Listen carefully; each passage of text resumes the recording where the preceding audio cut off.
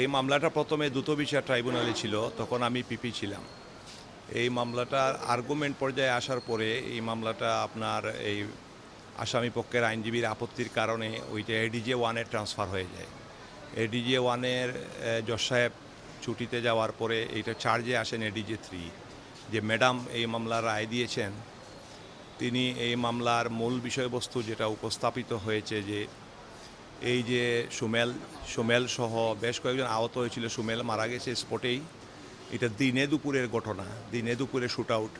একটা চাউলদনি হাওরের একটা জায়গা দখলকে কেন্দ্র করে জোর করে মাটি বড়াতে গিয়ে, বাদির যে জায়গা সেই জায়গা থেকে জুড়ে মাটি বড়াতে গিয়ে সেখানে প্রিপ্ল্যান্ড তারা অস্ত্রশস্ত্র নিয়ে এখানে উপস্থিত ছিল। যখন বাদী এসে আপত্তি দিয়েছে তখন তারা গুলাগুলি শুরু করে এবং গুলিতে একজন স্পটেই মারা যায় এবং প্রায় 6-7 জন সিরিয়াস ইনজুর ছিল, গান শুটে আহত। তো আমি মনে করি যে মাননীয় আদালত ন্যায় বিচার সুপ্রতিষ্ঠিত করেছেন। তিনি যে রায় দিয়েছেন এই রায়টাই আমাদের কাম্য ছিল।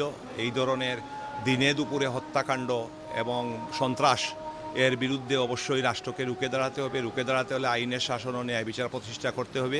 আমি এই মামলার পরবর্তীতে বাদীপক্ষের আইনজীবী ছিলাম। আইনজীবী হিসেবে আমি সর্বোচ্চ চেষ্টা করেছি যাতে আমার বাদীপক্ষ ন্যায় বিচার পায়। আমরা খুশি আছি। আমরা মনে করি যে মাননীয় আদালত সর্বোচ্চ শাস্তি দিয়ে ন্যায় বিচার প্রতিষ্ঠা করেছেন।